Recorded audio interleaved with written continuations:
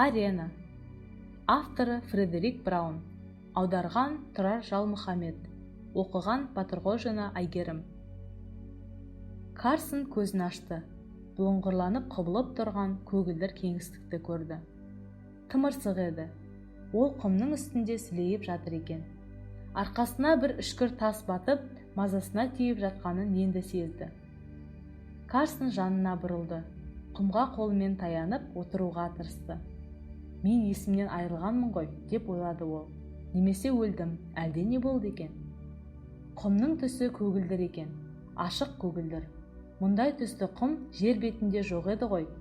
Ешбір ғаламшарда, тіпті ешбір аспан денесінде жоқ. Көгілдір құм, аспан да, шаңырақ та емес, көгілдір күмбездің астындағы көгілдір құм. Карсонға бұл төніп тұрған көрініс бір түсініксіз, адам ойына сыймайтын нәрседей көрінді. Бір уыс қолына алған құм саусақтарының арасынан судай төгіліп, жалаң аяғына ақты. Жалаң аяғына? Ол өзінің тырдай жалаңаш екенін енді аңғарды. Ыстықтан терлеген денесі де құм жабысып көгілдір түсті болып қалыпты. Жабыспаған жерлері бұрынғыдай аппақ. Құм шынымен де көгілдір сыңайлы, деп шешті Карсон. Егер ол көгілдір жарықтың әсерінен осындай болса, менің денем аппақ болмас еді. Көгілдір құм. Мұндай құм болмайды. Мұндай көрініс ешбір жерде орын тапқан емес. Тер көзіне ақты. Өте ыстық. Мұндай ыстық тек қана тозақта болады. Бірақ тозақ көгілдір емес, қып-қызыл балқытылған құрыштай болады. Тозақ болмаса бұл не? Бүкіл ғаламшарлардың ішінде мұндай ыстық тек қана 4 миллиард миль артта қалған Меркурийге тән.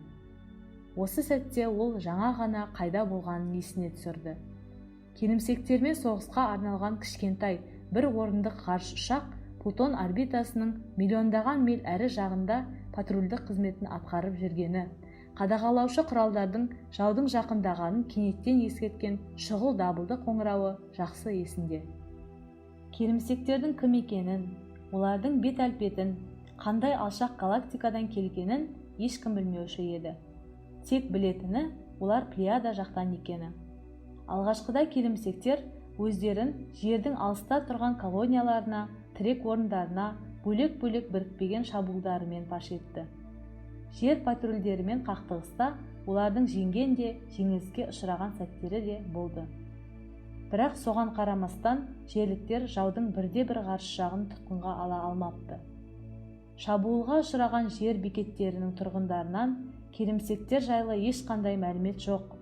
Себебі олардың өздерінің көзі тірі емес, бәрі де өлген еді.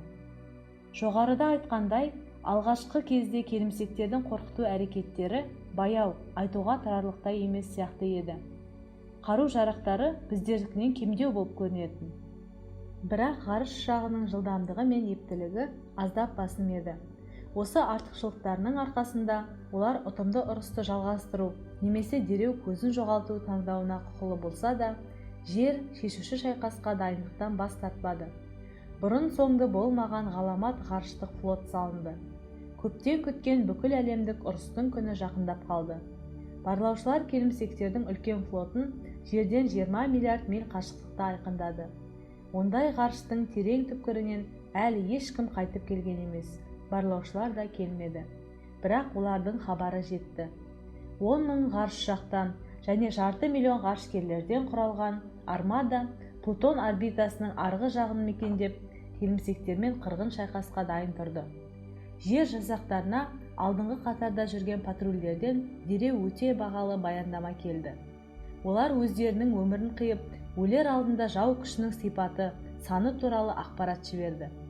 Күші шамамен жерліктерге тең қарсылас келе жатқанын жеткізді. Бұл мәлімдемеге жерліктер қуана қойған жоқ. Күш тепе-тең болса да, күн жүйесіндегі планеталардың тағдырын қисынсыз кездейсоқтық шешуі мүмкін. Жеңілген жағдайда жер және оның колониялары толығымен келімсектердің билігіне өтеді. Мұндай апатқа жол бермеу үшін біржолата шешім қабылданды. Осы сәтте Боб Карсон есін жиғандай болды. Әрине, аяқ астында тапталып жатқан көгілдір құмның, жоғарыдағы қаусырылып жалт-жұлт етіп тұрған көгілдір күмбездің осыған дейінгі басынан кешкен оқиғаларға ешқандай қатысы жоқ. Дегенмен басқа көп сәттер айдай айқындала басталды. Дабылдан кейін ғарыш ұшақты басқаратын панельге оқтай ұмтылғаны, абыржып сасып өзін арнайы ұшқыш орындығына бекіткені, алдындағы экранда жарқыраған белгісіз нүктешіктің үлкейе бастағаны, тіпті көмейінің нәр татпағандай құрғап қалғаны, бәрінің басталғанын оның зәресі ұшып түсінгені, қалай болғанда да қарсыластың негізгі әскери күші әлі миллиондаған миль қашықтықта екені. Карсонның тағы да бір ойына түскені сол сәттегі қатты қобалжуы. Ұрыс алдындағы 3 секунд. Ғарыштағы қақтығыстардың көпшілігі 3 секундте бітеді. Осы мерзімнің ішінде ғарышкердің тағдыры шешіледі. Не жеңеді, не бір уыс күлге айналады. 3 секундте оның 3-ке дейін санауға үлгеретін шамасы бар. Жеңімпаз болып шығуы да ықтимал, ал жан тапсыру мүмкіндігі тіпті өте жоғары. Мұндай аса өкінішті жағдайға ұшырау үшін патрульдік қызметін атқарып жүрген кішкентай бір орындық жеңіл қаруланған жер ғарыш ұшағына қарсыластың бір ғана оғының нысанаға тиюі жеткілікті. Кепкен еріндерімен Карсон еріксіз сыбырлай бастады. 1. Экрандағы өсіп келе жатқан нүктешікті 2 сызықтың қиылысынан шығармау үшін қалтыраған саусақтарымен пульттің басқару тетігін бұрап отырды. Оң аяғын ату педалінің үстінен түсірмеді. Бірінші болып атуға жалғыз ғана мүмкіндік бар. Тисе тиеді, тимесе. 2. Карсон өз кеудесінен шыққан сыбырды тағы да естімеді. Экрандағы нүктешік өзінің нүктешік болуын доғарды. Ол бір сәтте үлкен нүктеге айналды. Әлі де жер ғарыш ұшағынан бірнеше мыңдаған миль қашықтықта болса да, ол экранда дәл алдында тұрғандай көрінді. Оның техникалық сипаттамасы, жылдамдығы, салмағы, мөлшері Бобтың ғарыш ұшағының сипаттамасына өте ұқсас екені айқындалды. Тіпті атқаратын қызметі де патрульдік барлау сияқты. Бұл Карсонның жаумен бірінші рет нақты кездесуі еді. 3. Ол аяғымен ату педалін басты. Кенеттен экрандағы келімсек оң жаққа қарай жылжып кетті. Сызықтардың қиылысынан тыс қалды. Карсон қуып жету мақсатымен ғарыш ұшағының басқару тұтқасын барынша басты. Бір сәтте қарсыласын жоғалтып алды. Бірақ кілт бұрылып, оны қайтадан тапты. Жұлдыздай ағып, ол күрт төмендеп бара жатыр екен. Ұстаған бағыты жер. Жер? Бұл бір оптикалық иллюзия болар. Жер қалай кеңістіктің бұл түбінде бола қалуы мүмкін? Төңіректе Нептуннан жақын планета жоқ. Бірақ ол да 3 миллиард миль қашықтықта орналасқан. Плутон да алыс. Күннің арғы жағында кіп-кішкентай нүктешік болып көрініп тұр. Қадағалау жүйелері бұл жөнінде дабыл қақпады. Төңірегінде тіпті астероид көлеміндегі де ешқандай аспан денесін айқындамады. Дабыл әлі де үнсіз. Қандай жағдайға ұшырағанын түсінбей, Карсон жауының артынан екпіндете белгісіз бір нәрсеге жақындап келе жатты. Міне ол нәрсеге 1-200 миль қалды. Қақтығыс қатері әбден төнді. Бұл қатер Карсонға бір сәтке тіпті жауын ұмыттырды. Ол алдыңғы ракеталық тежегішті қосуға мәжбүр болды. Апат штурвалына бүкіл салмағымен асылып, ғарыш ұшағын кері бұруға тырысты. Бұл әрекет оңынан шықты. Қозғалтқыштардың толық қуаты қосылды. Карсон шамадан тыс жүктеу құбылысына ұшырап, есін жоғалтты. Міне, енді ыстық таратқан көгілдір құмның үстінде отыр. Әбден жалаңаш, бірақ аман есен. Төңірегінде ғарыш ұшағының ізі де жоқ, тіпті ғарыштың өзі де сезілмейді. Төбесінде шымылдықтың қабатындай төніп, аспанға мүлде ұқсамайтын бір нәрсе тұр. Шайқалып ол аяғына тұрды. Салмақ күші жердікінен аз да болса көбірек екенін айқындады. Айналасында жайылып жатқан тегіс құм, сирек өсіп тұрған кейбір бұталар көрінеді.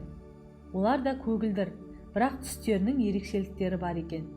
Біреулері құмнан ақшылдау, басқалары қаралау. Таяу жатқан бұтадан бір белгісіз кесірткеге ұқсас жәндік жүгіріп шықты. Ол да көкшіл түсті екен, бірақ ашық көкшіл. Карсонды байқап қалып, 4 емес, едәуір көбірек аяғы бар әлгі жәндік қайтадан бұтаның астына жасырынып қалды. Боб тағы да төбесіне қарады. Иә, бұл шаңырақ емес, нағыз қабырғалары құмға тірелген күмбез. Ол өзінің сол күмбездің ортасында тұрғанын байқады. Қабырғаға шамамен 100 метр. Айналада түк те көзге ілінбейді. Тек қана көкшіл бос қуыс, Жоқ, дегенмен де бір нәрсе көзге ілінді. Ол шеңбердің шетінде жатқан қып-қызыл шар еді. Диаметрі 1 метрден аспайды. Кәдімгі шар. Сескенетіндей ештеңе таппаса да, әлгі шар Бобтың кәдімгідей үрейін ұшырды. Ол маңдайындағы терін қолының сыртқы жағымен сүртті. Бұл не? Неге құм соншама ыстық? Белгісіз қызыл шардың адамға аса қорқынышты сезім туғызуының себебі неде? Бұл түс пе? Жоқ, мүмкін емес. Ғарыш ұрысының қатері ұйқыға жол бермейді. Өлгенім бе? Тағы да қисынсыз. Әйтпесе мына маңызсыз, ыстық көкшіл құм, зәремді ұшырған қызыл шар қайдан пайда болды? Осы сәтте Бобтың құлағына бір дауыс ілінгендей болды. Бірақ ол сырттан емес, өзінің басының ішінен естілгендей болды. Сонымен қатар Боб оны жан-жақтан нақты анықталмаған белгісіз бір жерден шыққанын байқады. Кеңістік пен уақытта серуендей жүріп, мен екі цивилизация бар екенін анықтадым, дегендей болды біреу миының ішіне кіріп. Бұл екеуінің мақсаты қырғын соғыста бірін-бірі құрту болды. Сол ғаламат соғыста әрине біреуі мақсатына жетеді. Бірақ жеңген цивилизация одан ештеңе ұтпайды. Өзі де көп кешікпей әлсіздену салдарынан қайтпайтын құлдырауға ұшырайды. Мұндай жағдайдың алдын алу керек. Сен кімсің? Деген сұрақ Карсонның басында өз-өзінен туындады. Саған оны түсіну қиын. Мен... Үн өзінің ойын толық жеткізу үшін бір сәтке өшкендей болды. Мен бір көне цивилизацияның жетілу процесінің нәтижесімін. Ол біртұтас болып қалыптасып кеткен цивилизацияның жасын саған түсінікті сөздермен жеткізу мүмкін емес. Оны өзің мыңдаған жыл өткеннен кейін түсінер едің. Сенің қазіргі қарапайым цивилизацияң сондай деңгейге жеткен кезде, ондай келешекке сенің бүгінгі келімсектер деп отырған қарсыластарың да жетер еді. Бірақ сендер соғысқалы отырсыңдар. Сол себептен мен дереу араласқанды жөн көрдім. Әйтпесе екеуіңіз де жойыласыңыз, қайтпасқа кетесіңдер. Бір цивилизация аман қалуы тиіс. Әрі қарай дамуы үшін аман қалуы тиіс. Біреуіміз? Ол кім? Біз бе әлде?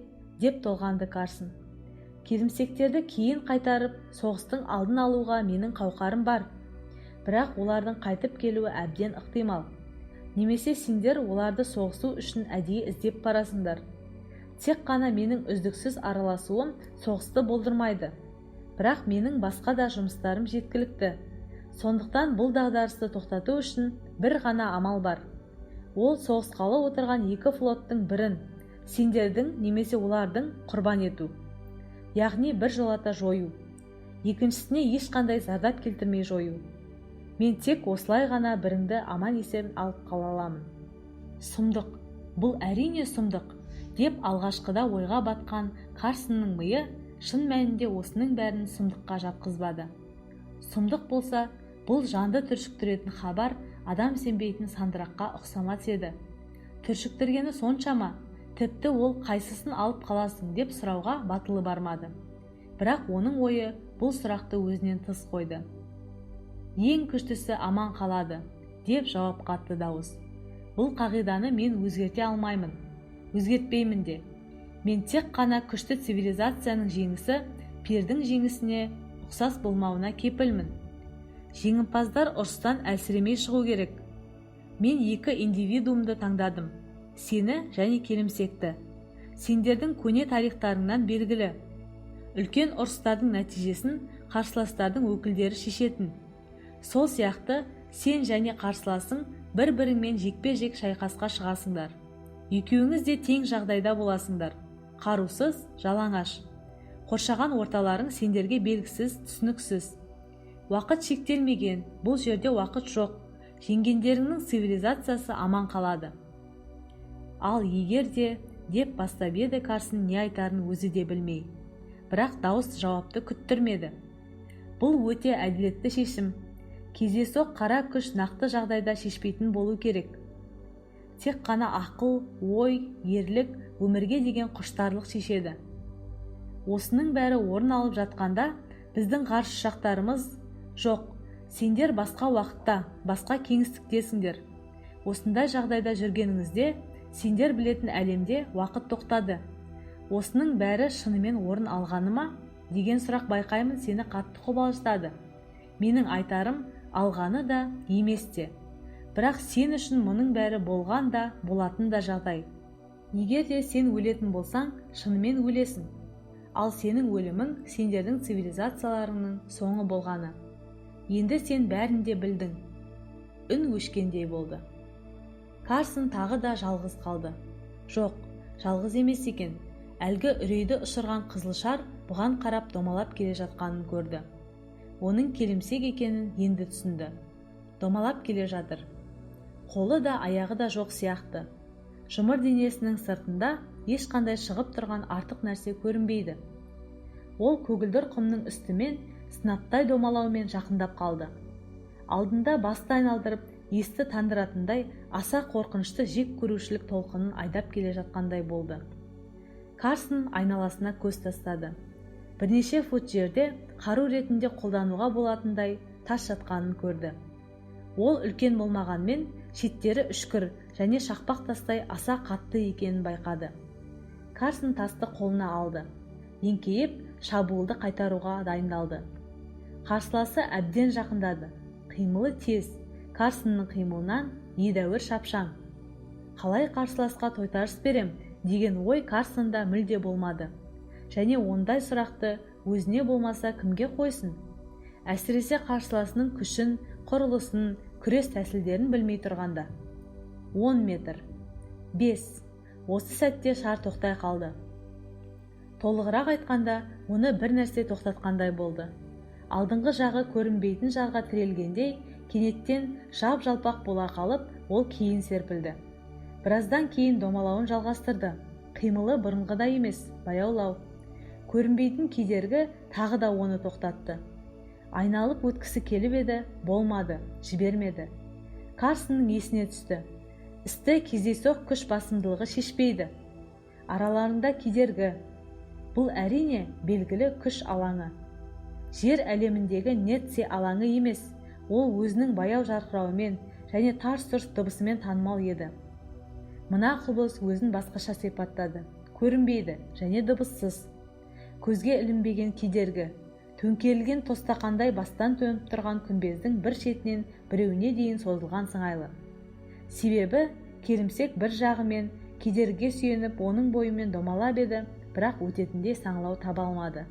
Карсон ілгері 5-6 қадам жасап, алдағы кесе көлденең тұрған кедергіге сол қолын тигізді. Ол теп-тегіс және өте серпінді екен. Әйнек емес, резинаға ұқсас. Жылымшы, бірақ аяқ астындағы құмнан жылы емес. Қасында тұрсаң да мүлде көрінбейді. Карсон қолындағы тасты тастады да, екі қолымен кедергіге сүйенді. Кедергі сәл шайқалғандай болды, бірақ бір сәтке ғана. Одан әрі ол қатып қалған құрыштай қимылдар емес. Тіпті бүкіл салмағымен әлгінің үстіне асылғанның өзінде. Құрыш, нағыз мызғымас құрыш, сырты резинамен оратылғандай. Ол аяғының ұшына тұрып, жоғарыға бойын созып еді, бірақ одан ешқандай қанағаттанарлық нәтиже таппады. Қолы қайтадан әлгі өткізбес жартасқа тиді. Келімсектің де кедергіні аттап өту әрекетімен әрлі-берлі жүгіріп жүргені анық байқалды. Міне ол тағы да аренаның арғы шетінен қайтып оралды. Оны көрген Карсонның басы айналып, қайтадан жүрегі айный бастады. Ол кедергіден кейін шегінді, бірақ келімсек тоқтар емес. Кедергінің түбі қаншалықты құмның астына енгізілген екен. Карсон тізесіне отырып, құмды қазбалай бастады. Бұл әрекет оңайға түсті. Жеңіл құм қопсылғандай болып жатыр екен. Шұңқырдың тереңдігі 2 футқа жеткеннің өзінде кедергінің түбі байқалмады. Осы орайда ол келімсектің тағы да өзіне қарай домалағанын байқады. Оның өткелді таба алмай, әбден қынжылып жүргені айдан анық. Өткел болмауы мүмкін емес қой, деп ойлады Карсон. Бір-бірімізбен қалай да кездесуіміз керек. Әйтпесе бұл жекпе-жектің маңыздылығы қаншалықты. Бірақ асығыстықтың қажеті жоқ. Алдымен тағы да бір әрекеттер жасап көру керек. Осы ойлар Карсонның бойынан шықпай тұрған сәтте, келімсек кедергінің арғы жағына келіп, Карсонға қарама-қарсы орналасты. Оның ешқандай сезім мүшелері болмаса да, мұны аса қызығушылықпен зерттеп тұрған сияқтанды. ауыздың, құлақтың, тіпті мұрынның ізі де жоқ болса да, әлгінің жұмыр сыртында Карсон 10 шақты көзге зорға ілігетін ойықтарды көрді. Бір уақытта сол ойықтардың екеуінен иретіліп екі қармалаушы шықты. Олар шығысымен төменде жатқан құмға өздерінің ұштарын енгізді, тығыздығын білейін дегендей. Диаметрі 1 дюйм, ұзындығы фунт жарым шамасындағы қармалауыштар иесіне қажет болмаса, мысалы оның домалаған кезінде, дереу жиырылып, өздерінің ойықтарына жиналады екен. Карсонның байқауынша, олардың келімсектің қозғалыс тәсілдеріне ешқандай қатысы жоқ сияқтанды. Домалаған кезінде келімсек өзінің салмақ орталығын алма-кезек ауыстырып отырады екен. Бірақ бұл әрекеті қозғалыс болып қалай ұласатынын Карсон түсінбей-ақ қойды. Келімсектің түріне тағы да бір рет көз тастап, ол жағасын ұстады. Бұл белгісіз тіршіліктің өкілі тіпті бұрын соңды көрген бірде-бір күн жүйесіндегі кейіпке ұқсамайды екен. Ақыл ой өрісі де басқа, біздердікінен мүлде бөтен, алыс, жаратылысы да сондай сияқты. Бұл ағзаның телепатиялық қабілеті бар ма? Жоқ болса менің әрекетім түкке тұрмайды-ау, деген ой Карсонды тағы да қатты мазалады. Дегенмен де бар-ау. Әйтпесе ол неге төңірегіне кәдімгідей сезіліп тұрған жек көргендік толқынын таратып тұр? Бұл оның басқаның ойын оқи алады деген сөз. Карсон қару ретінде ұстап тұрған тасын жерге тастап жіберіп, ашық қолын алға созды. Содан кейін ол келімсекпен сөйлесуге деген ынтасын білдірді. Түсінбейді-ау деген күдігіне қарамай. Мүмкін бітім жасармыз, деді ол. Қаңыраған тыныштықта оның дауысы біртүрлі болып естілді. Біздің цивилизацияларымыз бір-бірімен соғысқанынан ештеңе таппайды. Керісінше бірі жойылады, екіншісі құлдырап күйрейді. Осылай болады деп біз ескертілдік. Ұрыстың нәтижесі міне қазір осы жерде шешілгелі тұр. Бейбітшілікке келісіп, үлкен апаттың алдын алайық. Қалай қарайсың? Жауапты алу мақсатымен Карсон белсенділік танытқан ой өрісін бір сәтке тоқтатты. Жауап келді. Оның күшінен ол шайқалып кетіп, бірнеше қадам кері шегінуге мәжбүр болды. Келімсектің тілсіз, бірақ түсінікті жауабында үрей ұшыратын жек көргендігі, өлтіруге деген құштарлығы, бойына сыймай тұрған ашуы, пәрмені бәрі де анық сезілді. Қарсыласының мәліметін қорыту процесі ұзақ болмаса да, шын мәнінде бір сәтке созылса да, Карсон оны мәңгіліктей көрді. Сол қысқа мерзімнің ішінде ол өзінің ой өрісін белсенді тазартумен, бөтен ойды қуумен, оның жек көргенді күшімен күресуде болды. Күтпестен ол лоқсыды. Оның ой өрісі біраздан кейін орнына келгендей болды. Үрейден арылған адамдай бостандықты сезінді, шырмаудан ағытылды. Әлі тынысы тарылып тұрса да, ол өзінің ойлауға деген қабілетін қайтадан қайтарғанын сезінді. Карсон келімсекке әлсін-әлсін көз тастап, орнында қозғалмай тұрғанына бір сәт өтті. Қарсыласы да бұған қарап қимылсыз қақшиып қалыпты. Шамасы жекпе-жектің бастапқы кезеңі менің жеңісіммен аяқталды деген ойда тұр. Ол жалықты ма, кенеттен оның қармалауыштары бұтақтарды бірінен соң бірін сипалай бастады. Амал жоқ, соғыссақ соғысайық, деді Карсон. Ол тіпті күлімсіреп жіберуге күш тапты. Мен дұрыс түсінсем, сені бейбітшілік қанағаттандырмайды.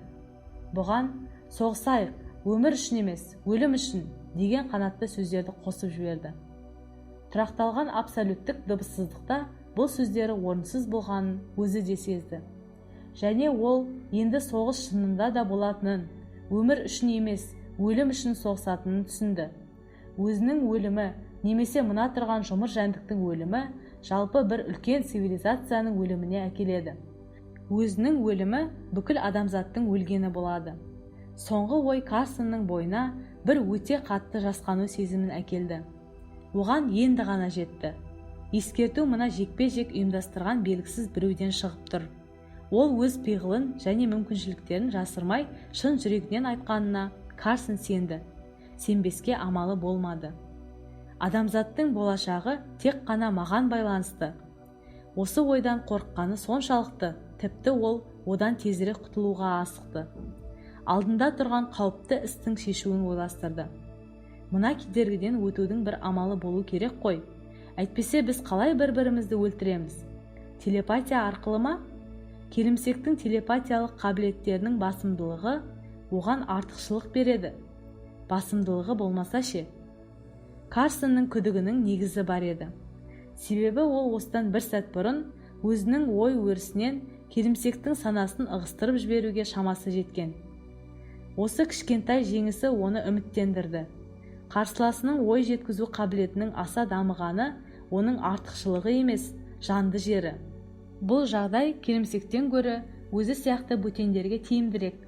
Карсон қарсыласына тесіле қарап, бүкіл ой күшін соған шоғырландырды. Өл, қазір сен өлесің. Міне, сен өле бастадың. Сен... Бұл әрекетін Карсон бірнеше рет қайталады. Бейне арқылы жеткізіп те көрді. Маңдайынан тер шықты, тіпті күшейгеннен дірілдеп кетті. Бірақ келімсекке мұның бәрі көбейту кестесін жатқа дауыстап айтқаннан артық әсер берген жоқ. Ол бұтаны сипалауын жалғастыра берді. Сонымен бұдан ешқандай нәтиже болмады. Ойдың қатты күш салуынан, өріс алған ыстықтан Карсонның басы қайтадан айнала бастады. Бойында бір әлсіздік пайда болды. Ол тынығу мақсатымен құмға тізерледі. Сонымен қатар аса ынтамен келімсекті зерттеуге кірісті. Мүмкін бұл әрекетім оңынан шығар. Қарсыласымның күшті және осал жақтарын білгенім жекпе-жек кезінде жеңуге септігін тигізер деген ой қатты үміттендірді. Келімсек бұтақтарды сындыруға кірісті. Карсон бұл іске жұмсалған жігерлігін байқаумен болды. Кенеттен тап осындай бұтаны өз жағымнан тауып, мен де бұтақтарды сындырып көрейін деген ой келді. Қайсымыздікі басым екен? Менің қолымның күші ме, әлде оның қармалаушының қуаты ма? Бұтақтар аса қиындықпен сындырылды. Әсіресе келімсекке бұл әрекет оңайлықпен түскен жоқ. Қармалауыштарының соңы екі тырнақты бармаққа айналып екеуленеді екен. Тырнақтары аса қауіпті емес сияқты. Адамның тырнағынан сәл ұзындау. Жоқ, оны жеңу қиынға түспейді. Әрине, мұна тұрған бұта аса қатты болмаса. Карсон қолын созып бұтақты майыстырды. Бұтақ жеңіл сынды. Келімсектің дәл осы істі әзер атқарғаны қулық болуы мүмкін. Әдейі нақты күшін көрсетпейін деген мақсатпен. Бірақ олай болмауы да әбден ықтимал. Сонымен оның осал жерлері қайда? Реті келіп жатса, оны қалай өлтіруге болады? Ол тағы да қарсыласын зерттеуге кірісті. Оның сыртқы қабыршағы кәдімгідей қатты сияқты. Оны бұзу үшін өте үшкір қару керек. Карсон ұзындығы шамамен 12 дюймдей жерде жатқан үшкір тасты қайтадан қолына алды. Бұл тастан шақпақтай өңделуге келсе, көңіл толатындай өткір пышақ жасауға болар еді. Келімсек бұталарды зерттеуін тоқтатпады. Оның көңілі енді бұтаның мүлде басқа түріне ауды. Ол оған домалап келген кезде әлгінің астынан көкшіл, көп аяқты тура Карсонның өз жағында көргенінде кесіртке атып шықты. Келімсектің қармалаушы сол сәтте оны көзлеспес жылдамдықпен ұстап алып, жоғары көтерді. Екінші қармалаушы қатарласып, оның аяқтарын асқан немқұрайлылықпен бейне бір бұтақ жолғандай етіп жыла бастады. Кесіртке қалшылдап, қауырт дыбыс шығарды. Бұл Карсонның өзінің дауысын есептемегенде, осы белгісіздіктегі естіген бірінші дыбысы еді. Жаңағы көрініске қарағысы келмей, ол жағасын ұстады. Бірақ қарау керек.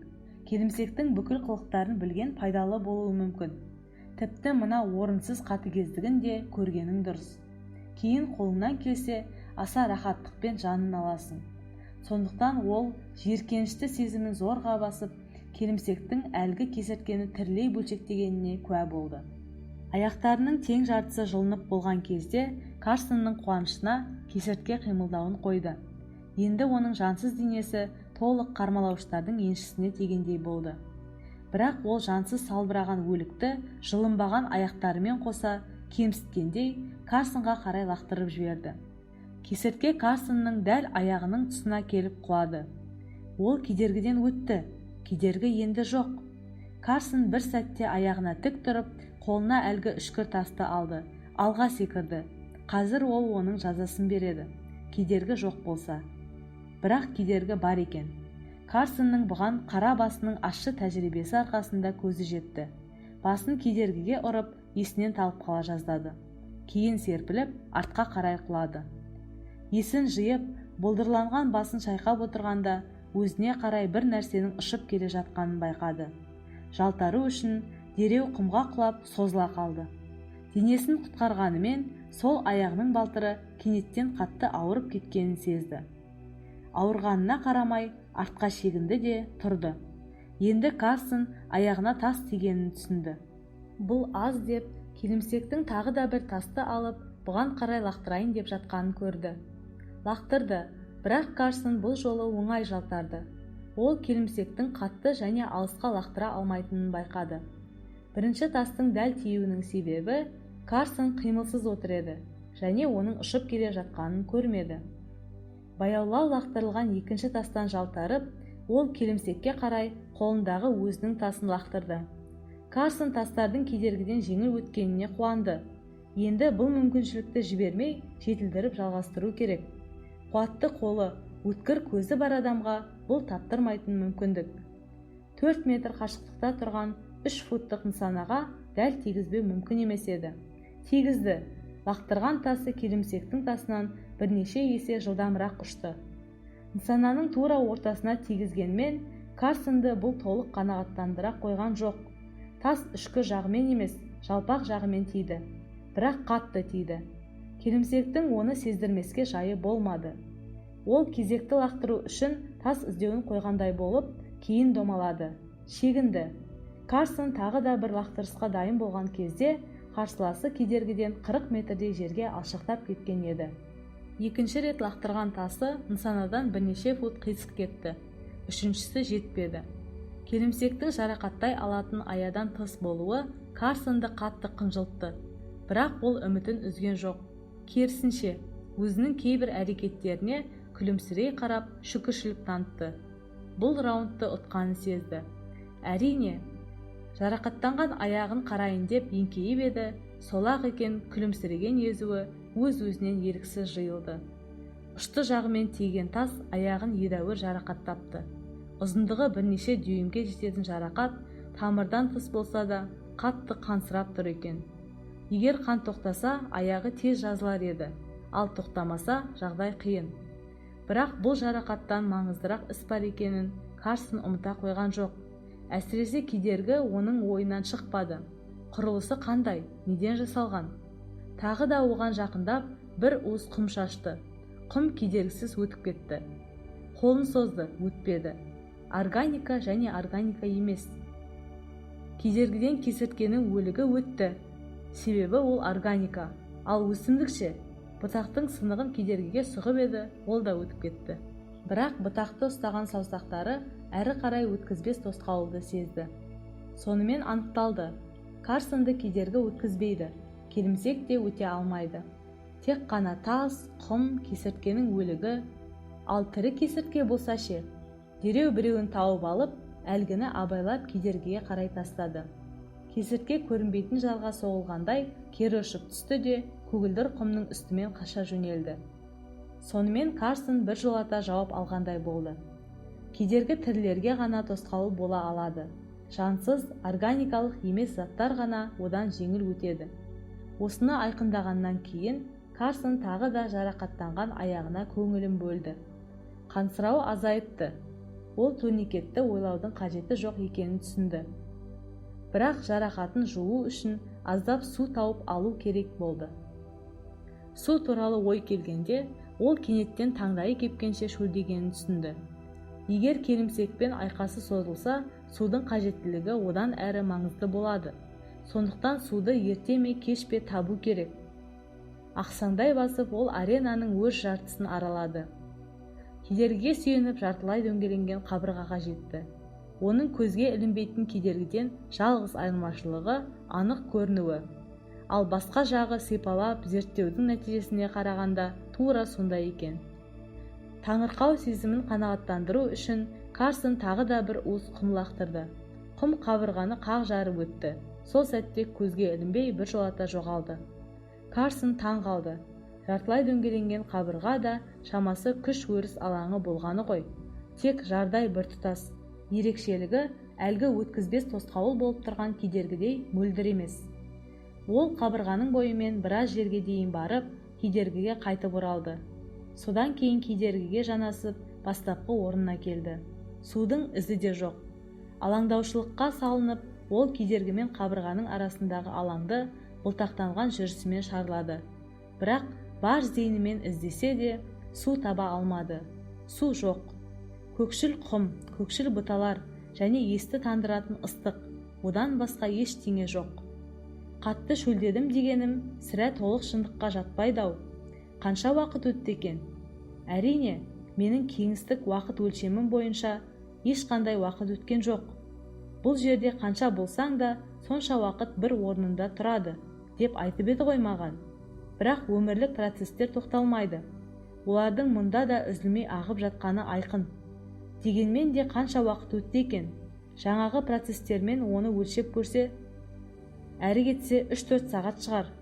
Мұндай мерзім онша көп емес қой, шыдамас шөлдің қыспасына түсуге. Бірақ өте қатты шөлге батқаны рас сияқты, тамағы кепті. Ыстықтың әсері шығар. Шынында да шыдатпас ыстық басып тұр. 55 градустан кем емес сияқты. Құрғақ ыстық. Ауаның қимылы мүлде байқалмайды. Өзінің иелігін сан рет сәтсіз айналып өткеннен кейін ол әбден шаршады. Ақсаңдауы да күшейді. Келімсекке қарай көз тастап, Карсон ойға батты. Мүмкін ол да өзін жаман сезініп тұрған шығар. Әрине солай. Мұндағы жағдай екеуіңе де бірдей белгісіз және ауыр болады, деп айтып еді ғой. Бәлкім келімсектің ғаламшарында қалыпты температура 90 градус шамасында шығар. Сондықтан мұндағы Карсонды қуырған ыстық оны керісінше тоңдыратын шығар. Тіпті осындағы ауа келімсекке аса тығыз болып көрінсе, Карсонға өте сиретілген сұйытылған болып көрінуі мүмкін. Серуеннен кейін ол ентігіп қалды. Бұл жағдай оны Марсты есіне түсіруге мәжбүр етті. Мұндағы ауа Марстікінен тығыз емес деген тұжырымға келді. Және мұнда ешқандай судың иісі жоқ. Бұл жағдай оны тағы да қатал сынақтан өткізетін сияқты болды. Карсон мұны өзінің басына біткен кезекті шектеу деп білді. Егер де ол қарсыласын өлтірудің немесе мына кедергіден өтудің амалын таппаса, ерте ме кеш пе шөлден өледі. Ол түсінді, асығу керек. Дегенмен де кішкене тынығып, дем алу артық болмайды. Осы оймен ол еңкейіп ауырған аяғын бүгуге күш тапты. Не істеу керек? Ештеңе. Бірақ іс көп. Мысалы, алуан түрлі бұталардың көбі әлі зерттелмеген. Мүмкін олардың ішінде аса пайдалылары бар шығар. Мына аяқпен де су болмаса да бірдеңе істеу керек. Тастарды қару ретінде жинап қою өте маңызды. Шақпақ тас тауып, одан қолайлы пышақ жасау мәселесі де өзінің орайын күтуде. Осы сәтте аяқтағы жарақат қатты мазалады. Сондықтан ол осыдан бастады. Бұталардың бірінде самсап тұрған жапыраққа ұқсас нәрселерді көрді. Тәуекелге бел буып, әлгілердің бірнешеуін жұлып алды. Жапырақтармен жабысқан құмды түсірді, қатып қалған қанды және кірді сүртті. Ең соңғы жұлынғандарынан компресс жасап, оны аяғына әлгі бұтаның жіп тәрізді салбырап тұрған бірдеңесімен бекітті. Бірдеңесі өте мықты болып табылды. Жіңішке болса да аса майысқақ және серпінді екен. Сындыра алмағаннан кейін оны бір құм үстінде жатқан көгілдір тастың өткір жағымен аралауға тура келді. Жуандарының ұзындығы 1 фунтқа дейін жетеді екен. Оларды өріп, кәдімгідей арқан ретінде пайдалануға болады-ау деген ой Карсонның басына сап ете түсті. Ол бұталарды зерттеуін жалғастырды. Зерттелмеген 3 түрі қалды. Біреулері жапырақсыз, сынғыш, кеуіп қалған қаңбақ сыңайлы. Жұп жұмсақ тиіп кетсең шіріктей үгітіліп қалатындар да бар екен. Бұлар Карсонға дайын тұрған өте жанғыш отын болып көрінді. Тіпті өте биік, биіктігі теректермен тең бұталар да кездесті. Олардың жапырақтары өте нәзік, ұстасаң жиырылып қалатын ерекшеліктері бар екен. Бұтақтары аса қатты және қысқа болып өсетіні таң қалдырды. Төзгісіз ыстық азаяр емес. Карсон қатты ақсаңдап кедерге жақындады. Сипалап байқады. Орнында ма әлі? Орнында екен. Келімсекке қарап біраз тұрды. Кедергіден қауіпсіз қашықтықта әрлі-берлі қозғалып, ол бір нәрсемен шұғылданып жатқанын көрді. Не нәрсемен екенін анық біле алмады. Бір сәтте қозғалысын қойып, ол кедергіге жақындады. Карсонға қадала қарағандай болды. Осы кезде Карсонды тағы да лоқсу ұстамасы жағасынан алды. Оған қарамастан, ол қарсыласына қарай тағы бір тасты ытқытып жіберді. Келімсек шегінді де өзінің түсініксіз ісін жалғастыра берді. Карсон келімсекті ең болмаса осылай өзінен алшақтықта ұстай алды. Бірақ бұл әрекетімнен сірә айтарлықтай нәтиже болмайды-ау деген күдік пайда болды. Дегенмен де ол кезекті 2 сағатын өзіне керекті көлемдегі тастар тауып және оларды кедергінің жанына үйіп жинауға арнады. Тамағының іші күйіп тұрғандай болды. Ол енді судан басқа ештеңені ойлағысы келмеді. Бірақ ойлау керек. Әсіресе оны мазалап тұрған кедергі мәселесі. Қалай бұдан өтіп, мына тірі тіршілік иесін өлтірсем екен? Мені ол немесе шөл өлтірмей тұрғанда. Көлденең тұрған кедергінің шеттері 2 жақтағы қабырғаға барып тіреледі. Бұл түсінікті. Ал үстіңгі алаң мен астыңғы ше? Осы сұрақ Карсонды кәдуілгідей қиналтты. Не істерін білмей, ол қатты ойға батты. Көгілдір құмға қалай отырғанын өзі де байқамай, ол бұтадан бұтаға жүгіріп жүрген көкшіл кесірткеге еріксіз көңілін аударды. Өзінің күлкісін оған жолдады. Бұлдыр қаптаған басында не болып жатқанын әлі де түсінбей, ол ертеректегі Марс отарлаушыларының әңгімесінің бір үзіндісін есіне түсірді. Олар былай деуші еді: жақын арада жалғыздық сені өз қыспағына алады. Тіпті кесірткелермен әңгімелесуге мәжбүр боласың. Содан кейін керісінше олардың да саған жауап беретін кезі туады. Әрине, келімсекті өлтіру мәселесін ойластыру керек еді. Бірақ ол алдымен әлгі кесірткеге күлімсіреп тұрып, сәлем дегенді жөн көрді. Кесіртке бұған қарап бірнеше қадам жасады да жауап берді: сәлем. Карсон таңғалғаннан не айтарын білмеді. Соңынан есін жиғанда қарқылдап тұрып күлді. Күлу оған қиынға түскен жоқ, себебі тамағы оның соншалықты кепкен емес еді. Неге таңғалмасқа? Мына үрейлі әлемде жаратылған тірі тіршілік иесінде неге әзіл сезімі болмасқа? Сенің тіліңде сөйлейтін кесірткелер, бұдан асқан тамаша құбылыс бар ма? Ол кесірткеге тағы да күліп жіберіп, кел бері деді. Кесіртке теріс айналды да бұтадан бұтаға жүгіріп қашып кетті. Оны тағы да шыдатпас шөл басты. Немен айналыссам екен? Қолымды қусырып үмітсіздікке берілгеннен ештеңе ұтпаймын, оны жеңе алмаймын. Бірдеңе істеуім керек, бірақ нені? Кедергіден өтуі керек. Қалай? Қақ жарып өту мүмкін емес, асып өте алмайды. Ал астынан өтсе ше? Қазылған құдықтан суда шығып қалуы мүмкін ғой. Осы ой іске асса, 2 қоянды бір оқпен өлтіргендей болар еді. Аяғының ауырғанына қарамастан, Карсон кедергінің түбіне келіп, жалаң қолымен құмды қаза бастады. Бұл іс айтарлықтай тез емес, қиын болып шықты. Құм үгіле бастады. Шұңқыр терең қазылған сайын, кеңірек қазылғанын тілегендей болды. Карсон қанша уақыт қазғанын білмеді. Бірақ 4 фут тереңдікте ол кенеттен бір жартасқа тірелгенін сезді. Жартас құп-құрғақ екен. Ешқандай судың белгісі жоқ. Күш өрісі әлгі жартасқа дейін жетіп тұрғаны анықталды. Бекер, бәрі де бекер болып шықты. Су да жоқ, ештеңе жоқ. Ол тұншыға шұңқырдан шықты. Құмға алмай кетті. Келімсек не істеп жатыр екен деп басын көтерді. Оның іссіз отыруы мүмкін емес қой. Карсонның ойы үстінен шықты. Дәл солай. Бұтаның бұтақтарын бір-біріне жіп тәрізді өсімдіктермен байлап, бірдеңені құрастырып жатқанын көрді. Биіктігі 4 футтай шаршы пішінді түсініксіз құрылым. Дұрыстап қарап алу үшін Карсон шұңқырдан шыққан құм үймесінің үстіне шықты. Құрылымның артқы жағында 2 иінтірекке ұқсас бірдеңелер көрініп тұр. Біреуінің соңы тереңдетілген ойық сияқты. Катапульта емес пе екен деген ой Карсонның басына келе қалды. Солай болып шықты. Келімсек ойықтың ішіне бір салмақты тасты салды. Екінші қармалаушымен иінтіректі жоғары төмен қозғады. Содан кейін құрылымды бұрыңқырап жіберіп, бір нәрсені нысанаға алғандай болды. Әрі қарай келімсектің қимылдарына көздің ілесуі қиынға түсті. Бірақ таспен жарақталған иінтіректің алдымен жоғары, содан соң ілгері серпінгенін анық көріп қалды. Тас бастан бірнеше метрдей жоғары ұшты. Құлаған жері сонша алыс. Карсон таңғалғанынан тіпті еріксіз ысқырып жіберді. Оның тас лақтыру қабілеті мына қарсыласының қабілетінен шамамен 2 есе төмен екеніне көзі әбден жетті. Тіпті өзінің кеңістігінің соңғы қабырғасына дейін шегінсе де, келімсек оны алыс ұратын тастарымен маза бермейтіндігі айқындалды. Бас үстінен тағы бір тас ұшты. Енді едәуір төмен ұшты. Бұл өте қауіпті болуы мүмкін, деп шешті ол. Шара қолдану керек.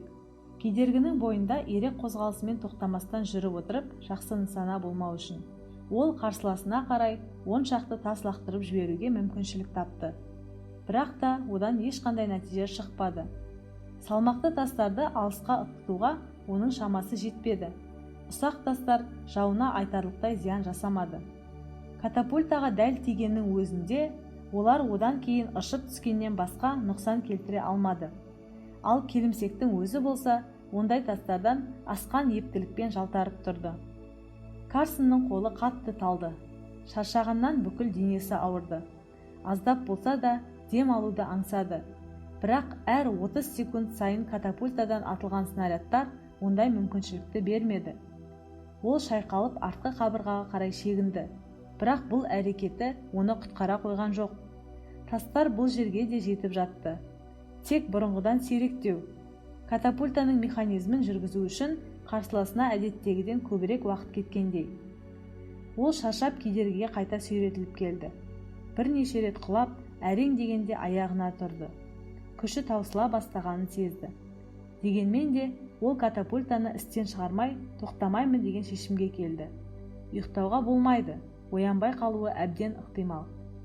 Катапультаның кезекті атуынан кейін Карсон басында бір жаңа идея туындады. Жаудың снарядтарының бірі кедергінің жанына үйіп қойған тастардың біріне тиді де ұшқын пайда болды. Ұшқын, от. Байырғы адамдар шақпақ тасты қашап ұшқын арқылы от жағатын еді. Ал егер мен әлгі құрғақ үгілгіш бұталарды отын ретінде пайдалансам, ол айналасына қарап тура сондай бұтаны дәл өзінің қасынан тапты. Бұтақтарын сындырып, үйілген тастың жанына әкелді. Содан соң аса шыдамдылықпен тастарды бір-біріне ұрды. Ұшқынның бірі пілтеге ұқсаған үгілгіш ағашқа тиді. Ағаш лап ете түсті. Жалын Карсонның қасын аздап күйдірді. Бірақ күлге айналып тез өшіп қалды. Ол енді не істеуін білгендей, үйілген құмның қасына от тұтатты. Шағын ғана алауды сөндірмей, сүйемелдеуге бұтаның жұмсақ бұтақтары жарады. Бірақ олар өте жанғыш болғанмен тез өшіп қалады екен. Баяу жану үшін бұтақтардың басқа қаттылау түрлерін пайдалануға тура келді. Шұбатылған жіп тәрізді өсімдіктер отқа күймейді екен. Сондықтан жалынды снарядтар жасауға олардың пайдасы өте көп дейді. Қорайдан құрастырылған шоқты салмақтандыру үшін Карсон оның ішіне тас салып, бәрін әлгі өсімдік жіппен байлап біріктірді. Снарядты бастан айналдырып, жауға қаттырақ лақтыру үшін жіптің шетін бос қалдырғанды жөн көрді. Осындай снарядтардың 5-6-ын жасағаннан кейін біреуін тұтатып, қарсыласына қарай тастады. Келімсек шошқандай болып, катапультасын сүйрете шегінді. Карсон снарядтың тағы бірнешеуін тастады. Төртіншісі катапультаның ішіндегі бірдеңеге ілініп, сонда тұрып қалды. Келімсек отты сөндірем деп біраз әрекеттенді. Бірақ қармалауыштары оған бейім емес екен. Катапульта толық жанып кетті. Келімсек оттан қауіпсіз қашықтыққа домалап жылжып кетіп, тағы да өзінің бар назарын қарсыласына шоғырландырды.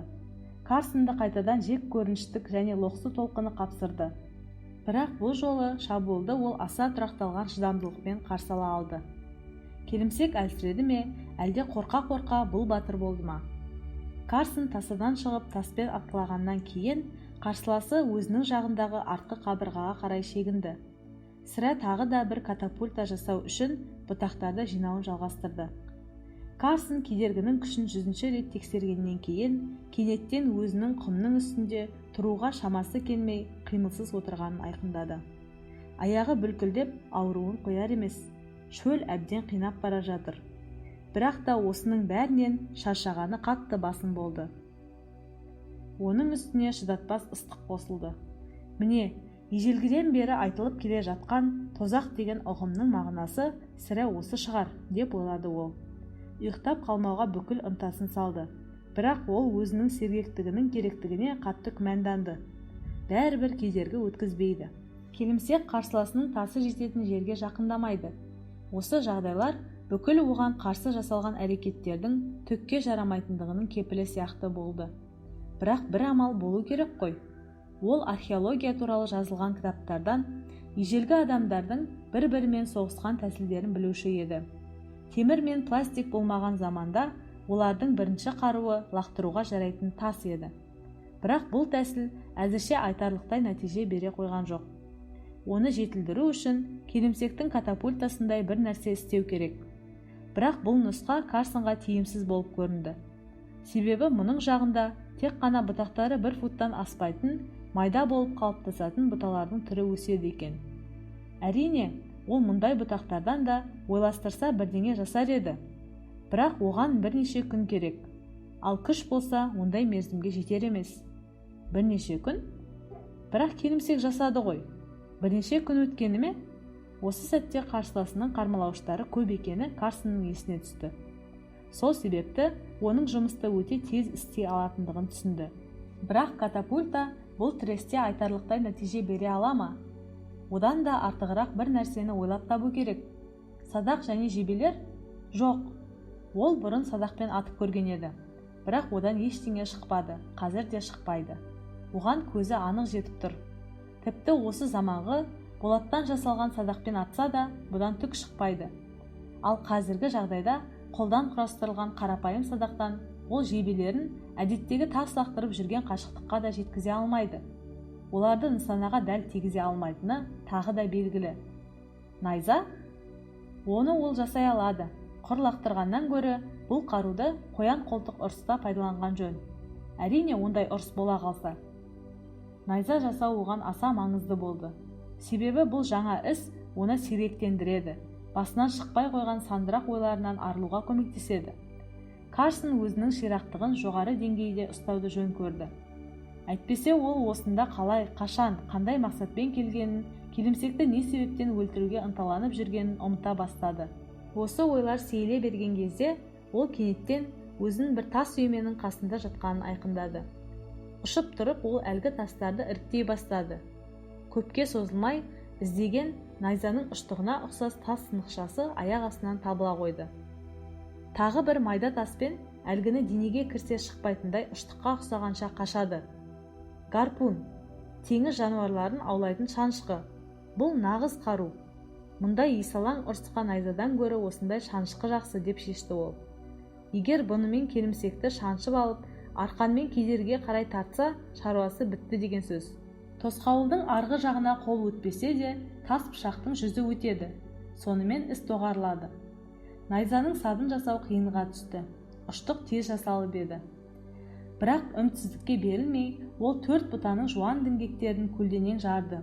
Одан шыққан талшаларды шұбатылған өсімдіктермен байлады. Осымен найзаның сабы дайын болды. Ұзындығы көңіл толғандай, шамамен 4 фут. Енді оның бір ұшына ұштықты байлау ғана қалды. Байлады. Кедір-бұдыр болса да, нағыз теңіз шанышқысына ұқсас бірдеңе шыққанына Карсон шексіз қуанды. Ең бастысы, шанышқы мықты және сенімді болып көрінді. Ал енді шанышқыға арқан керек қой. Жіңішке болғанымен аса мықты жіп тәрізді шұбатылған өсімдіктерден арқан өрді. Оның ұзындығы 20 футқа дейін жететін болып шықты. Арқан жеңіл болып көрінсе де, оның мықтылығына Карсон күмәнданған жоқ. Керек болса, ол мұның салмағын да аса төзімділікпен көтереді. Арқанның бір ұшын шанышқыға, екіншісін өзінің оң білегіне байлады. Енді шанышқысын кедергіден жарып өткізіп, қарсыласына тигізе алмаған жағдайда да, оны дереу қайта тартып алатын мүмкіншілігі бар екеніне Карсонның көзі әбден жетті. Жұмысын бітіріп, енді әрі қарай не істерін білмей отырғанда, ол ыстықтың, аяқ ауруының, шыдатпас шөлдің басылмағаны түгіл 100 есе күшейгенін байқады. Ол келімсекті қарау үшін тұруға тырысты, бірақ аяғына тұра алмады. Үшінші рет әрекеттеніп, 2 қолының көмегімен тұрғандай болып еді, бірақ сол сәтте қайтадан құмға құлады. Кішкене ұйықтап алуым керек деп шешті ол. Егер де келімсекпен ұстасып қалатын болсам, мен оған қарсы ештеңе істей алмай қалам. Тіпті ол жағдайымды білетін болса, қазір-ақ келіп мені өлтіріп тастар еді. Аздап дем алуым керек. Аяғының ауырғанына қарамай, ол әрең дегенде кедергіден кері жорғалады. Қорқынышты, аса шиеленіскен түстен оны құмға құлаған бірдеңе оятып, ақиқатқа қайтарды. Ол көзін ашып, қайтадан көгілдір құмның үстінде жыпылықтаған көкшіл жарықты көрді. Ол қанша уақыт ұйықтады екен? 1 минут пе, әлде 1 күн бе? Жанына тағы бір тас құлады. Енді жақын құлады. Оны құм көмді. Қолына таянып отыра бергенде келімсекті көрді. Ол Карсоннан шамамен 20 ярдтай қашықтықта кедергінің дәл жанында тұр екен. Карсон отырып, әбден жайғасқанша келімсек асығыстық танытып, домалап қашып, артқы қабырғаның жанына барып тоқтады. Карсон ерте ұйықтап, өзін үлкен қатерге салған енді түсінді. Ол осы сәтке дейін келімсектің тастары жететін шекте жатқан екен. Мұны көрген келімсек батылданып кедерге таяу жерден қарсыласына тастар тастапты. Карсонның бағына келімсек оның қатты әлсізденгенін білмеген сияқты. Әйтпесе шегінбей, жақыннан тас лақтырып дегеніне жетеді ғой. Көп ұйықтады ма? Сірә жоқ. Себебі ол өзінің қал жағдайының өзгергенін мүлде сезген жоқ. Күші де қосылмапты. Шөлі сол бір қалыпта. Соған қарағанда бірнеше минут өткен ғой. Ол тағы да жорғалап, кедергіден алшақтағанды жөн көрді. Сырт жақтағы мөлдір емес қабырғаға 1 метрдей қалғанда ұйқы оны әбден қысты. Оянғаннан кейін ол төңірегінде ешқандай өзгерісті байқамады. Бірақ осы жолы көп ұйықтағанын білді. Алдымен ол аузының іші әбден кеуіп қалғанын сезді. Тілі ісіп кетті. Есін жия, ол жағдайының оңды емес екенін сезгендей болды. Шаршағаны кетсе де, бір жері қатты мазалап тұрған сияқты. Қимылдап көріп еді, дереу түсінді. Ауырып тұрған аяқ екен. Басын көтеріп, ауырған жеріне қарады. Аяғының тізеден төмен жағы қатты ісіпті.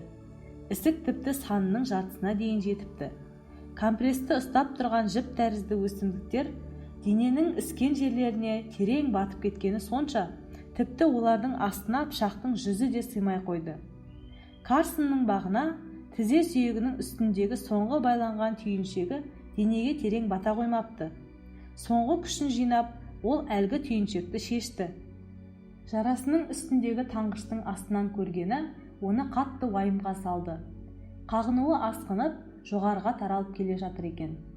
Дәрі-дәрмектен, орауыштардан, тіпті қарапайым судан жұрдай болған Карсон бұған қарсы істейтін ешқандай амалы жоқ екеніне көзі жетті.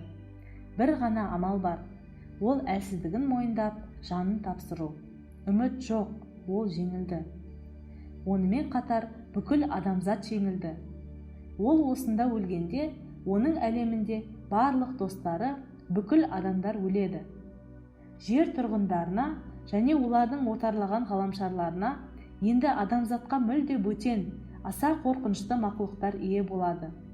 Олар кесірткелерді тірлей бөлектеп жыртқанынан ләззат алатын келімсектер. Осы ойлардың бәрін жүрегінен өткізген Карсон, аяғының қатты ауырғанына қарамай, қиындыққа мойымай, аса ерлік танытып, кедергіге қарай қайтадан жорғалады.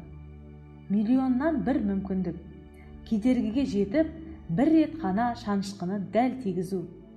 Осыған қалай да күш табу керек. Мұның бәрін ойдағыдай іске асыру үшін келімсек те сол сәтте кедергінің жанында тұру керек. Ол да миллионнан бір рет қана болатын жағдай. Мызғымай, орнында жайғасқан кедергіге жету оған талай жылға тұрғандай болды. Кедергі тосқауылдық қасиетін мүлде жоғалтпапты. Дәл алғашқыда қолмен ұстап көргендегі күйінде. Келімсек кедергінің жанында жоқ болып шықты. Карсон шынтағына таянып, басын көтерді. Қарсыласы аренаның артқы жағында бірдеңенің қаңқасын жасап жатыр екен.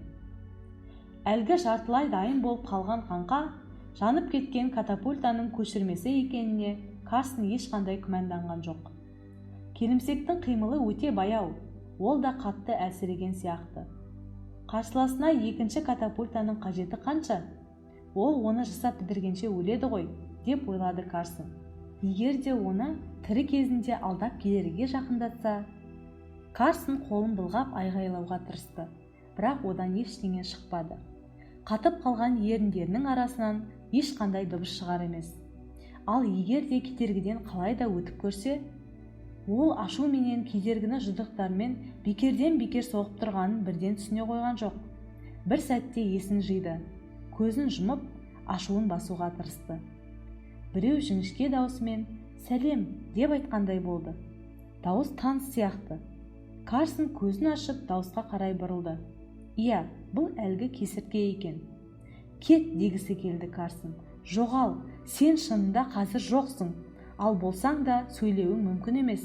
Мен тағы да елестетіп тұрмын». Бірақ оның бірде-бір сөз айтуға шамасы келмеді. Ауызы мен тамағы әбден кеуіп қалыпты. Ол көзін қайта жұмды. «Ауырады» деген дауыс шықты. «Өлтір, ауырады, өлтір, бар». Ол көзін қайта ашты. 10 аяқты көкшіл кесіртке әлі кетпепті. Ол кедергінің бойымен жүгіріп, бір айналып қайтып келді. Кейін тағы да сол әрлі-берлі жүгірісін қайталады. «Ауырады» деді ол. «Бар, өлтір». Кесірткенің қайта-қайта жүгіріп келуі, кедергінің бойымен менің артымнан ер дегендей болды. Карсон тағы да көзін жұмды. Дауыс тынышталмады. Сол баяғы мағынасыз 3 сөз. Әрдайым көзін ашқан сайын кесіртке сол әрлі-берлі жүгірісін қояр емес. «Ауырады, өлтір, бар». Карсон ыңырсыды. Мына қарғыс атқан мақұлық артынан ергізбей маза бермейді. Ол кесірткенің соңынан жорғалады. Кенеттен тағы бір шаңқылдаған жіңішке дыбыс естілді. Дыбыс әр сәт сайын күшейе түсті. Карсон аяғының астына қарады. Құмның үстінде бұраңдалып бірдеңе жатыр. Кішкентай ғана көкшіл кесірткеге ұқсайды. Бірақ та бұл не екен ол енді түсінді. Аяқтарын жұлып тастаған кесіртке екен. Келімсектің ісі. Бұл оқиғадан кейін біраз уақыт өтсе де, кесіртке әлі тірі екен. Ол соңғы күшімен шаңқылдап, өлу алдында жатырған сияқты. «Ауырады», деді дені сау кесіртке. «Ауырады, өлтір, өлтір». Карсон түсінді. Ол таңғышының астынан тастан жасалған пышағын суырып алып, әлгі жараланған кесірткені өлтіріп тастады. Тірі жүрген кесіртке дереу ізін суытты. Карсон кедергіге қарай бұрылды. Оған қолымен сүйеніп, бетін тақады. Алыста катапультаны жасап жатқан келімсекті көрді. Қалай оған жетсем екен деп ойлады ол. Арғы жаққа өтсем, әлі де жеңер едім. Сірә ол да әлсіреді. Егер де мен... Оны тағы да үмітсіздіктің қара мұңы қапсырды. Қайраты таусылғандықтан шегіне бастады. Одан да өліп қалғанын дұрыс көрген ол, жаңағы бауыздалып тасталған кесірткенің тағдырына қызықты. Енді кесіртке азап шекпейді. Ал мен қанша сағат, күн азап шегем. Қанның қағынуынан өлгенімше шығар сірә. Егер де шамасы келсе, мына пышақпен өзін өзі... Бірақ ол ондайға бара алмайтынын білді. Ол тірі болу керек. Миллионнан бір мүмкіндік қалғанша. Ол жіп-жіңішке, сүйегі арсайған қолымен кедергіні күштеп, ешқандай нәтижесіз итерді. Сірә мұнда көп күн болған ғой. Өмір сүруіне қанша қалды? Қанша уақыт ол мына ыстыққа, шөлге, ауырғанына шыдай алады? Бір сәтте ол қатты күйзеліске түсуге сәл қалды. Бірақ бағына қарай кенеттен көңілінде терең тыныштық орнады. Осы тыныштықпен қатар бір керемет ой келді. Жаңа ғана өлтірілген кесіртке, оны келімсек аяқтарын жұлғаннан кейін өлді деп ойлап, кедергіден бері қарай лақтырды. Бірақ ол сол сәтте өлмеген болып шықты. Соған қарамастан, ол кедергіден мүлтіксіз өтіп кетті. Ол тірі болған, ол ессіз ғана болды. Тірі кесіртке кедергіден өте алмайды, бірақ ессіз болса мүмкін. Сонымен тұжырым мынандай: кедергі тосқауылдан ақыл ойға бөленбеген есі жоқ материя ғана өте алады. Мейлі олар 40 рет тірі болса да. Есі дұрыс тірі тіршілік өкілдеріне кедергінің есігі жабық. Карсон кедергі бойымен жорғалап, соңғы бір ойын іске асыруға бел буды. Үміт шамалы болғандықтан, мұндай әрекетке тек өліп бара жатқан адам ғана барады. Мақсатқа жету ықтималдығын өлшеудің мағынасы жоқ. Егер ол бұл әрекеттен бас тартса, онда ықтималдық нөлге тең. Карсон жорғалап, биіктігі 4 футтай құм үймесіне жетті. Оның су іздеп және кедергі астынан өту мақсатымен көк құмды қазған күннен бері қанша күн өтті екен? Құм үймесі жартылай кедергінің арғы бетіне шығып кетіпті.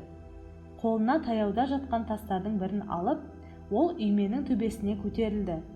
Содан кейін одан асып төмен қарап жатып алды.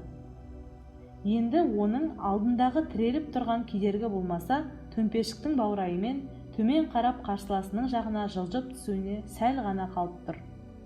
Ол пышағы орнында ілулі тұрғанын, сол қолындағы шанышқы орнықты жатқанын және білегіне байланған арқанның мықтылығын тағы да тексерді. Содан кейін ол әлгі сол қолындағы тасты оң қолына алып, жоғары көтерді. Қазір ол бұл таспен өзінің басын ұрады. Соққы есін тандырарлықтай болу керек. Бірақ ұзақ уақыт есін жия алмайтындай аса қатты болмауы тиіс. Карсон осы әрекеттерінің мақсатын келімсек түсініп қойды ма деп қорықты.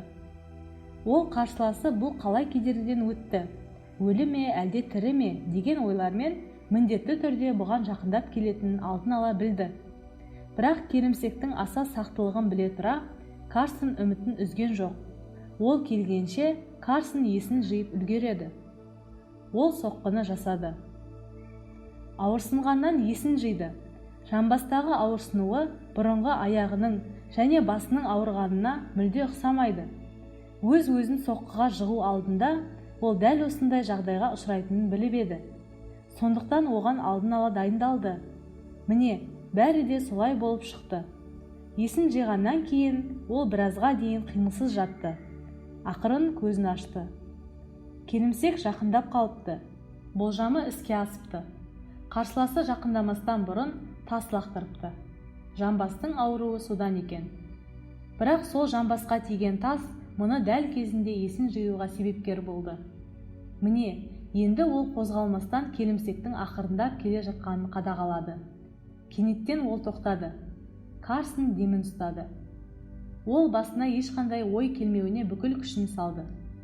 Ой пайда болса, келімсек телепатиялық қабілеті арқылы оның есінде екенін біліп қояды.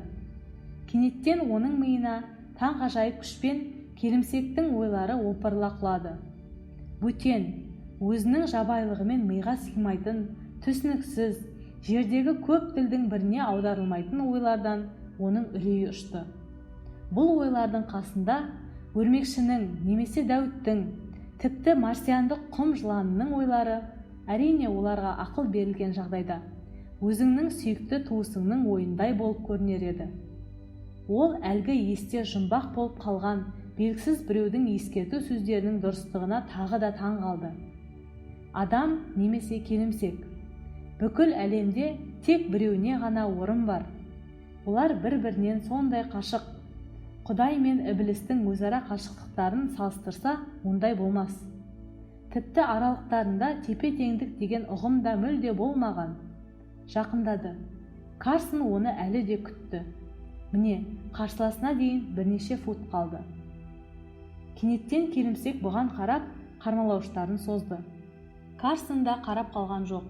Бүкіл азаптарын ұмытып, қалған күш-жігерін жинақтап, отырған орнынан тұрмастан шанышқыны көтеріп қатты лақтырып жіберді. Келімсек денесіне терең кіріп кеткен қарумен домалай жөнелді. Карсон артынан қуамын деп ұмтылып еді, тұра алмады. Құласа да қарсыласының соңынан жорғалады. Тарқатыла бастаған арқан қолынан тартып, оны бірнеше фут сүйреді. Бір кезде тарту күші азайды. Карсон енді өзі арқаннан тартып, келімсектің артынан жылжыды. Келімсек қармалауыштарымен бұлғаңдатып тоқтады. Денесінен шанышқыны суырып алуға тырысты. Әрекеттері нәтижесіз екенін түсінген ол, дірілдеп, тырнақты қармалауыштарын созып, Карсонға қарай кейін домалады. Карсон оны пышақпен қарсы алды. Ол оған соққының артынан соққы жасап, көзін ашқызбады. Ал оның үрейлі тырнақтары мұның терісін етімен қоса аямастан жыртты. Кенеттен келімсек қимылсыз бір орында қатып қалғандай болды. Қоңырау шырылдады. Карсон көзін ашты. Бірақ өзімен не болғанын, қайда жүргенін бірден түсіне қойған жоқ. Ол өзінің ғарыш ұшағының орындығына бекітілген екен. Алдындағы экран кеңістіктің қаңыраған құр бостығынан басқа еш нәрсені көрсетпей тұр. ешқандай қарсылас, миға сыймайтын ғаламшар оның өмірінде болмаған сияқты. Қоңырау шырылдауын қоймады. Біреу мұның жауап бергенін қалады. Рефлексия қимылымен Карсон қосқышты басты. Экранда Магеллан деген негізгі кеменің капитаны Брандердің бет-әлпеті пайда болды. Ол құп-қу, көздері жылтырап, аса қозданған болып көрінді. «Карсон, мен Магелланмын!» деп бақырды ол. «Дабыл тоқтатылсын! Бітті! Біз жеңдік!» Экран өшті. Брандер басқа патрульдерді байланысқа шақырып жатты. Баяулатып, Карсон өзінің кемесін кейін қайтатын бағытқа шығарды. Көзіне де, құлағына да сенбей, ол ақырын орындығынан босанды да су құбырының шүмегін ағытты. Неге екенін өзі де білмей, аса қатты шөлдегенін сезінді. 6 стақан су ішті. Содан кейін есін жинақтап қабырғаға сүйенді. Осының бәрі шын мәнінде болды ма? Ол аман есен, сап-сау, ешқандай зақымсыз. Шыдатпаған шөл еріксіз қиялдың салдарынан болған секілді. Тамағы да кеппеген, аяғы болса. Ол шалбарын түріп балтыр етін қарады. Көргені баяғыда жазылған ұзынша тыртық. Бұрын бұл тыртық болған жоқ. Күртешесінің сыдырма ілгегін ағытты. Мұнда да кеудесін және ішінің жоғарғы жағын қаптаған тыртықшалар. Бәрі де ақшыл тартып, әлде қашан жазылып кеткен. Тіпті кейбіреулері етпен ет болып көрінбей қалыпты. Мұның бәрі шын мәнінде болған екен. Автоұшқыш оның ғарыш ұшағын негізгі тұрағына қондыра бастады. Қармаулар оны өзінің орнына отырғызды. Бір сәттен кейін зуммер «Шлюз ауамен толтырылды» деп хабарлады. Карсон люкті ашып, шлюзге шықты. 2 қабат шлюз есігі арқылы сыртқа шықты. Шығысымен тікелей Брандердің кабинетіне бағыттады. Кірді, сәлемін берді. Брандер әлі де болса абыржуынан толық арылмапты. «Сәлем, Карсон», деді ол. «Сен бір нәрседен қапы қалдың. Қандай көрініс болды?» «Не болып қалды, сэр?» «Нақты білмеймін. Біз бір дүркін атып едік.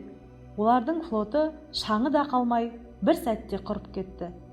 Түсініксіз бір нәрсе лезде кемеден кемеге шапшыды. Тіпті біз көздемеген біздің қарулардан қауіпсіз қашықтықта тұрған кемелерге де шапшыды. Біздің көзіміздің алдында бүкіл жаудың флоты жойылды. Бізге болса тырнақтың ізіндей де залал келтірілген жоқ. Біз тіпті осы жеңісімізбен абырой таптық деген ойдан аулақпыз. Бұл жеңіс аса оңай келді. Мүмкін олардың темірінің құрамында бір тұрақсыз бөлшек болған шығар. Сондықтан біздің бір байқау атысымыздың өзі олардың флотында тізбек реакциясы пайда болуына себеп болды ма, білмеймін. Ах, көрсең ғой, өкінішті-ақ, бәрі сенсіз тынып бітті. Карсон амалсыздан күлгендей болды. Оның бұл әрекеті тіпті күлкіге ұқсастығы шамалы болды. Ол өзімен не болғанын, басынан не кешкенін тек көп күн өткеннен кейін түсінеді. Ал қазір капитан оған көзін де салмады, сондықтан ештеңе байқамады. «Иә, сэр», деді Карсон. «Бұл сыпайылық емес. Ақыл есі оған білдіртпей ескерткендей болды. Егер де ол бірақ сөзімен байқамай шындығын айтып қойса, бүкіл ғарыш кеңістігінде оған ең соңғы өтірікші атағы берілер еді. Иә, сэр, өкінішті-ақ, бәрі менсіз тынып бітті». Соңы.